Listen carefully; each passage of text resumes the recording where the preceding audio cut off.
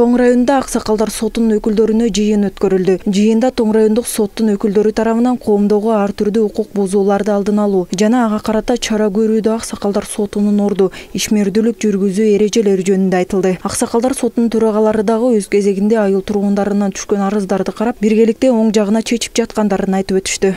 USAID программасы менен каржыланып, элибизде, жерибизде дагы айылда чечилчү маселелер район центринен алыска аймакта жашаган айыл тургундары да бар. Анан майда маселелерди, ушундай үй бүлөлүк маселелерди Аксакалдар сотуна ыйгарып, же болбосо ошолор тууралуу да чечүүгө мүмкүндүк берип, ошол эле учурда өзүбүздүн салт санаабызды кароого бир чоң салым болуп атат. Бул иш-чаранын максаты Аксакалдар сотторунун иштеринин натыйжалуулугун жогорулатууга багытталган. Семинарда аксакал сотторунун чечим чыгаруу тартиби, арыздар, аткаруу иштери тууралуу маалымат берилди. Бул жаатта Кыргыз Республикасынын Конституциясына да бекитилип, укуктук чечимдерди чыгаруу мүмкүнчүлүктөрү берилгени кошумчаланды. Район боюнча Аксакалдар соту эч кандай анча-мынча каражат менен каржыланып иштеп келе жатат.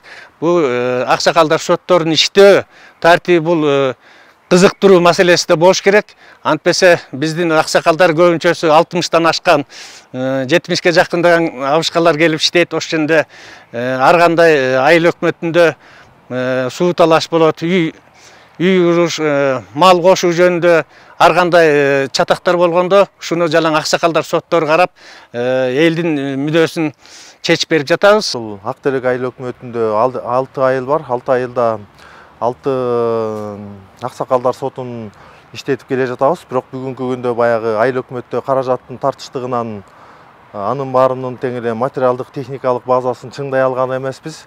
Бирок бизге бул жакшы саамалык болуп атат. USAID уюму аркылуу пилоттук негизде ошол Аксакалдар сотунун материалдык техникалык базасын чыңдоо боюнча жакшы иштер аткарылып жаткандыгы боюнча мына бүгүн Тоң райондук сотунун төрагасы бизге айтып атат.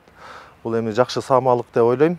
Белгилүү болгондой, Аксакалдар соттору 5тен кем эмес жана 9дан ашык эмес адамдардын курамында шайланат. Ошону менен бирге алардын саны милдеттүү түрдө так эмес болууга тийиш. Аксакалдар сотунун укугу жана милдети менен кошо жоопкерчилиги да болуусу зарыл.